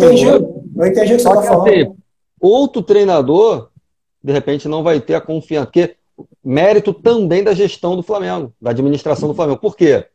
Fizeram que nenhum clube, como você falou, o Corinthians foi pioneiro a fazer, por exemplo, um contrato a longo prazo. O Flamengo, cara, foi o pioneiro hoje de investir numa gestão de futebol a médio prazo, estruturada, vamos botar assim. Porque assim, vou te dar um exemplo claro. Se bota o Alan para ser treinador, perde a Copa do Brasil para o Atlético Paranaense. Cheguei agora, perdi a Copa do Brasil, fiz um jogo razoável. É cerol, filho. Mas ali, Alan, você vê que o Flamengo perdeu, mas não foi aquele perder assim, de tomar uma... O Flamengo não foi atropelado pelo Atlético Paranaense. Não foi, não, lógico. Entendeu? Então existe o perder e existe o perder. A torcida do Flamengo ficou chateada, mas a torcida do Flamengo viu que o Atlético Paranaense também é um time muito bom. O jogo foi... O Flamengo jogou bem, teve chance também. Acho que a torcida vislumbrou que o trabalho estava sendo... Mas concordo também que talvez o treinador poderia não ter, mas olha como vinha antes. Olha como que o Abel estava sendo criticado antes, entendeu, cara? Sim. Acho que você dá uma entrevista, tipo assim, o cara te dá um plantel, você tem 6 camisas 10 no teu time. Aí começa aquela história, não, mas não pode jogar junto. Cara, você tem que se virar para botar esses caras para jogar junto. Aí a Copa de 70, né? 4 camisas 10 no meio de campo. Sei lá, cara, bota um colega de zagueiro, mas esses caras têm que jogar junto, porque o fulano não pode jogar. Eles vão se... Tem que jogar. Você é o treinador, você que tem que saber encaixar isso daí. Isso aí. Muda o esquema, dá teu jeito. É isso aí, irmão. Perfeito. E a outra pergunta, Fábio, quem hoje no Brasil você vê que tem plantel e know-how para bater esse Flamengo? Costa mesmo, porque tá difícil, irmão. Tá difícil, porque eu mesmo já busquei aqui também. Cara, eu vou te falar, acho que hoje, assim, se a gente fizesse um apanhado aqui no Rio, Flamengo, Fluminense, Vasco e Botafogo,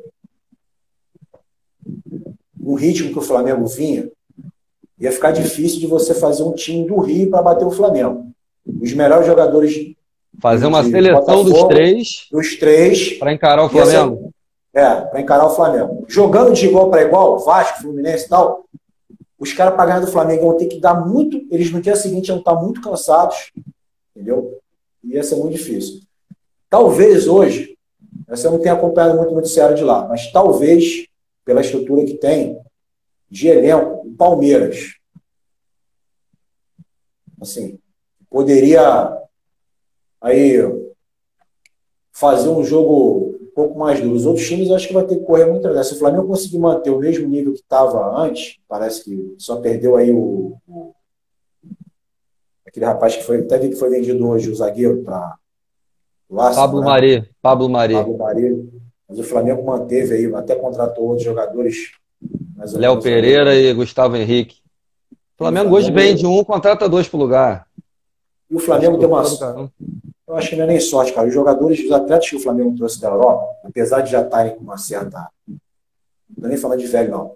Geralmente, não é, de longe, não é a situação deles. O cara vem para cá para se encostar. Tanto o lateral, o menino lá, o Rafinha, como o Felipe Luiz, são dois caras que eles vieram para jogar, cara. Verdade. Entendeu?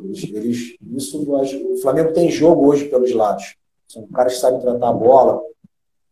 Acho que o time do Flamengo está muito bem. Dá gosto de ver o Flamengo jogar assim, entendeu? Vamos vir jogando antes, né? Tomara que consiga manter o ritmo, né? Você hoje é treinador de um time de Série A, e aí o pessoal lá do Flamengo fala, pô, cara, tudo que você fez pelo Flamengo, vou te ceder um jogador. Quem é o cara que você queria no seu time hoje? Um só. Para eu pegar do Flamengo?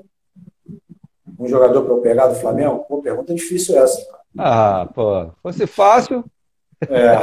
Eu acho que eu pegaria o Bruno Henrique, cara. Não é bobo Acho não, que eu né? pegaria o Bruno. Tu não é Não, bobo não, né? por exemplo, esse menino Gerson, Muito bom também. assim, eu vejo o futebol dele muito objetivo, sempre para frente, né?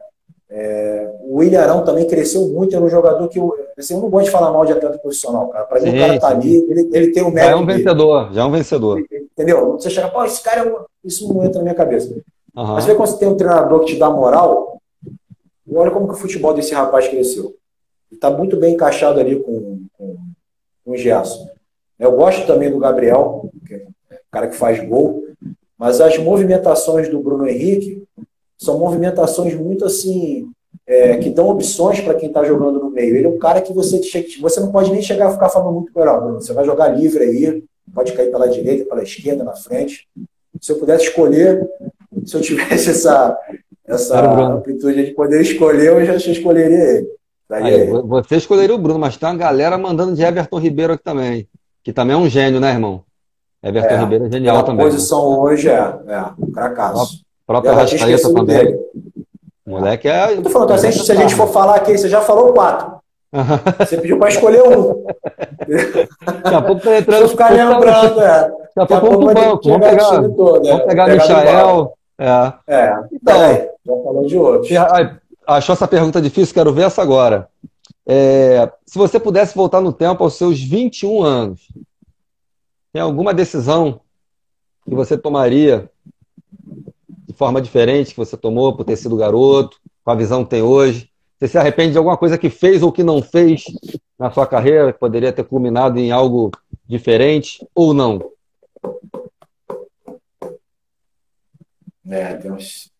Você fala como profissional ou na base, assim? Não, faz. o que você quiser. A decisão que você tomaria diferente tendo a visão que você tem hoje. Cara, teve uma situação que eu acho que eu agi errado naquela época. Eu tive uma passagem muito boa pelo Vitória da Bahia também, em 99. Né? Apesar de eu ter me machucado lá. E eu saí do Botafogo logo depois daquela final da Copa do Brasil. O Vitória me contratou. Eu fui para lá peso de ouro, cara. Entendeu? Estava muito bem. E essa lesão me tirou de boa parte do Campeonato Brasileiro. A Vitória foi muito bem, a gente estava praticamente na semifinal e tal. Quando virou para 2000, o Botafogo foi de novo para me trazer. Foi lá me contratar novamente, estava terminando meu contrato com o Vitória, não lembro se no meio do ano e tal. E aí, e naquela época eu fiquei machucado, eu tinha luvas para receber, era Era uma grana alta, realmente, né? Assim, o clube continua me pagando, honrando, o que está certo, também está errado. Só que o presidente chegou para mim, o Paulo Carneiro, e falou assim, ó, eu quero que você fique, eu vou renovar teu contrato por mais um ano. Pô, o cara estava adaptado lá, morava bem, estava tudo certo. Eu quero que você jogue para mim um mês de graça. Tipo assim, para me dar uma... Como eu já estava com tudo acertado com o Botafogo, eu falei, não vou jogar nada de graça não, presidente. Estou indo embora para o Botafogo. Hoje, com a vivência que eu tenho, eu falaria para ele assim, Paulo, tudo que você fez por mim aqui, eu não vou jogar um mês, não. A gente vai renovar o contrato. Por um ano, eu vou jogar 2 meses para o senhor de graça. Por tudo que o senhor fez por mim aqui. Entendeu? Mesmo assim, eu ainda estaria... Então, tipo assim, eu falei que não ia, acabou meu contrato, eu... Meteu o pé. Também, né? Meti o pé e acabei, assim, acho que aquilo ali foi novo, né, tal, e o Botafogo também já estava ali de novo me assediando muito. A mesma coisa que eles fizeram comigo no Botafogo, o Botafogo fez também, mas pelo carinho que eles tiveram comigo lá, eu acho que isso foi um ato que eu poderia, hoje eu pensaria, eu não pensei, né, eu já cheguei, não, vou embora e acabou. O Paulo na época foi muito chateado comigo. Pô, que bom que você tem uma, eu tenho 45 que eu falei. Essa que eu lembrei assim, mas... Pô, vai ficar até amanhã a live aqui, filho. Ainda bem que não é você me perguntando. Mas então, meu irmão, ó, tem uma galera que tá me falando aqui, ó, no meu ponto aqui, que tu foi pro Botafogo, que é em Niterói, tu ia ficar perto de casa. Não vem de caô não, Fábio. Porque se tu tivesse pro outro lado da poça... Não, eu fiquei, mas teve uma época, mas teve também, que a gente treinava no Caio Martins, mas teve uma boa parte teve uma boa, a gente treinava muito na Barra também, às vezes, mas teve o lance de chegar aqui formado, né, cara, mora em Niterói, realmente eu tinha um apartamento em Caraí, era mais perto de casa, entendeu? Isso aí tudo, mas profissionalmente, se eu vislumbrasse o que ia acontecer no Corinthians depois, eu deveria ter ficado lá. Também é uma aí, talvez caia nesse arrependimento aí. 98, também, talvez. Eu briguei com meu pai na época, cara. Meu pai não queria que eu viesse pro Botafogo. É mesmo. Eu que bati o pé pra... Ah, teu pai queria que você jogasse no Flamengo, pô. Teu pai era flamenguista, fanático, pô. É verdade. Quer que eu te conte uma última história aqui rápido? Quando o Corinthians me contratou em 97, o Corinthians me queria tanto, cara, que eu assinei contrato no Corinthians com a perna engessada. Eu tinha tomado Eu tomei uma entrada do Alex Alves nessa semifinal do Brasileiro, ele fraturou um osso do meu pé. Ele me deu um carrinho por trás. Eu não sei se na maldade, geralmente carrinho por trás é um lance perigoso. Não me recordo se foi na maldade ou não. O Corinthians foi lá me contratar mesmo assim. Quando a gente chegou aqui no Santos Dumont, vindo de São Paulo, o meu pai deu de cara com o Kleber Leite e com o Plínio no aeroporto. Caraca. Meu pai era Flamengo roxo. Meu pai falou assim, porra, vou lá falar com esses caras. Eu falei, pô, pai, deixa essa porra. Não, vou lá falar com eles. Aí meu pai falou, tipo assim, vocês não quiseram, o Corinthians foi lá e contratou. Eles falaram, não, a gente foi lá comprar. Os caras tinham ido lá me comprar no Atlético. Só que o banco já tinha... eles iam me contratar em 97. O banco de São já tinha... poder de fogo muito forte, né? Não, eles estavam muito fortes, cara. Não tinha como... Assim, foi um lance engraçado, né? Meu pai tinha tomado umas vodka no avião. Já desceu do avião. Bateu de frente com os caras. Já desceu, já não foi. Putz, grilo, cara. Muito legal esse dia aí. Cara, tá chegando ao final a pergunta, né, de praxe. A galera sempre gosta de saber como é que tá a vida atualmente da Fera. Como é que você tá vivendo atualmente? Principalmente profissionalmente, tem projetos de futuro? Como é que tá isso aí? Hoje você, se quiser trabalhar com futebol, você tem que fazer o curso aí, né? Tem a chancela da CBF, né? Eu tive uma experiência como treinador de futebol, logo assim que eu parei, no Clube de Brasília, no Planaltino. Não gostei muito, vou ser sincero, assim, não me vejo assim, trabalhando como treinador. Hoje consigo ainda viver do que eu ganhei no futebol, né? Não ganhei a mesma coisa que o Romário, que o Ronaldo, os caras, mas ainda consigo sobreviver com o que eu ganhei no futebol. E provavelmente, se tudo correr bem aqui em Niterói agora nessas eleições, eu devo vir como secretário de esporte aqui de Niterói. Ih, que maneiro, cara. Legal. Conheço tudo aqui, então a gente essa semana agora vai ter algumas algumas reuniões, algumas tratativas a respeito disso. Acho que a Secretaria de Esporte é uma coisa que, apesar de ser política, você consegue lidar ali com a molecada, fazer projeto principalmente dentro da minha área. E o esporte é uma ferramenta assim, de inclusão social fantástica. Né? Você não precisa ser rico e ter dinheiro para poder praticar futebol, atletismo, né? Desde que o governo possa te ajudar em alguma coisa e fazer uma seleção natural para isso daí. Irmão, para finalizar, te agradecer muito, né, a tua participação aí, mas principalmente não pela participação, pela sua forma de se expressar. Você é um cara direto, reto, sem agredir. Você é um cara que fala, mas você externa de forma imparcial o que você quer passar. Então, assim, que você brilhe, cara, em qualquer cargo que você tenha político e que você possa também, cara, agregar muito ainda, até pela Secretaria de Esporte ou por onde for, com esse teu perfil. Fica um apelo aqui, em nome de um flamenguista aqui, mas sem clubismo, que você crie esse ímpeto e coloque isso. Eu que sou da área de humanas, posso falar bem disso. Coloque isso à tona, porque a gente está carente disso, irmão. Hoje tem muita gente que aprendeu a socializar. Então as pessoas criaram um personagem. E eu noto espontaneidade em você, na tua entonação vocal, na sua forma de olhar, na sua forma de falar. Então, cara, segue esse rumo, rebenta. E, cara, pergunta que não quer calar a última, né? Será que o Flamengo um dia ainda vai ter Fábio Augusto lá no Ninho do Urubu, na Gávea, com algum cargo? Ainda é latente isso, essa chama no teu coração? Tem um desejo de um dia, talvez, um Flamengo aí na vida aí, em algum cargo?